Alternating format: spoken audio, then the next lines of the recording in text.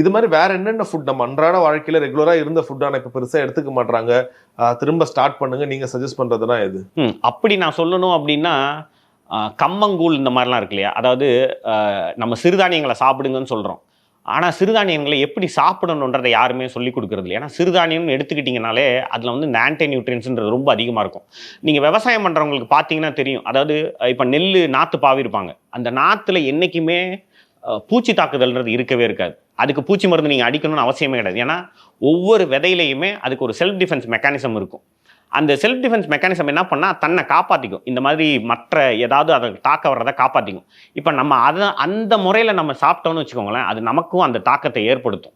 So அப்படி வந்து நீங்கள் இப்போ சிறுதானியத்தில் அது கொஞ்சம் அதிகமாகவே இருக்கும். ஏன்னா சிறுதானியம் வளர்றதே வந்து ஒரு ஹார்ஷ் கண்டிஷன்லாம் வளரும். தண்ணி அதுக்கு பெருசாக இருக்காது, டெம்பரேச்சர் ரொம்ப மோசமாக இருக்கும்.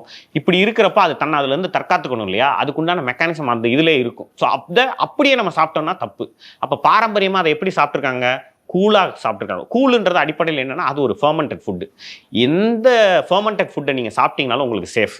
அப்போ கம்பு இதெல்லாம் நீங்கள் சாப்பிட்றீங்கன்னா ஃபெர்மெண்ட் பண்ணி சாப்பிட்டா தான் அதோடைய பெனிஃபிட்.